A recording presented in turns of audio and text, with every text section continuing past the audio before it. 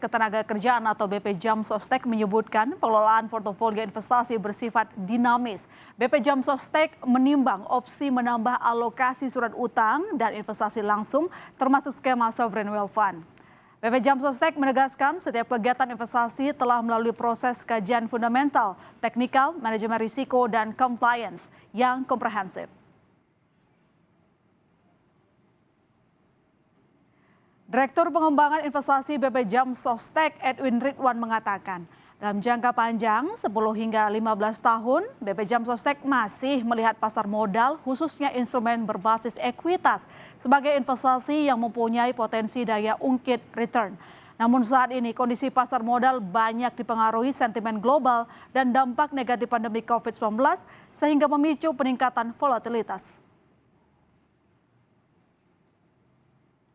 Dan saudara, rencana BP Jam Sostek mengurangi porsi saham dan reksadana dalam investasi dana kelolaan mereka muncul di rapat dengar pendapat dengan DPR. Alasannya meminimalisir risiko pasar. Nah, jika kita lihat hingga Februari kemarin, dana kelolaan BP Jam Sostek menyentuh angka 489,89 triliun rupiah. Terbesar 65% ditempatkan di instrumen surat utang. Sementara saham dan reksadana masing-masing 14 dan 8%. Dan sisanya deposito 12% dan investasi langsung 1%. Berkurangnya komposisi saham sudah terlihat. Komposisi saham dalam portofolio investasi dana kelolaan BP Jam Sostek awal tahun ini hanya 14%. Kita lihat beberapa tahun sebelumnya saudara, pada 2020 masih di 17%. Kemudian 19% pada 2019 dan 18% pada 2018.